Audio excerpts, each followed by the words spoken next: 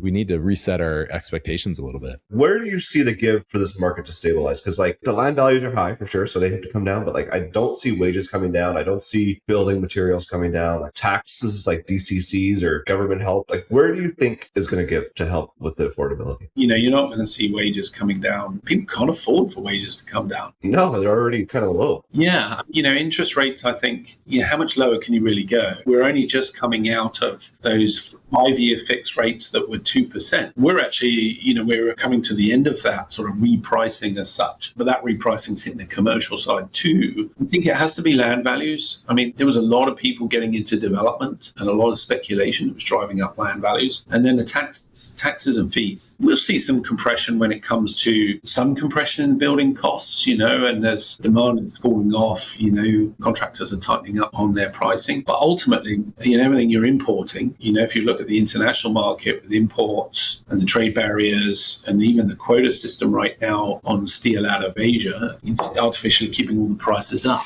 too, because you're having a tariff on your import. So really, to me, it's the land, it's that input land cost, and then the taxes on top of it. We're seeing a break, obviously, in the DCCs in Kelowna, which I think will be good. There isn't much wiggle room, so you got to make sure we build a bit more contingency into that. It seems like it's a good opportunity for like an extremely efficient builder and developer to take advantage of the market. It seems to be the only way to make it even come close to penciling right. We've got a high amount of vacancy coming on for rental, which is good. It sort of stabilised. I wouldn't say the rents have stabilised yet. There's still volatility in it, but as that gets absorbed, also contribute to the city being attractive to migration. But we need jobs. We need good paying jobs, sustainable jobs. We need to focus there, because if the economy and jobs are not there, then why are people going to move? Expectations from consumers. I think that's the biggest one is, we all want a nice house with all the bells and whistles and pools and garages. But at the end of the day, like, it's just shelter.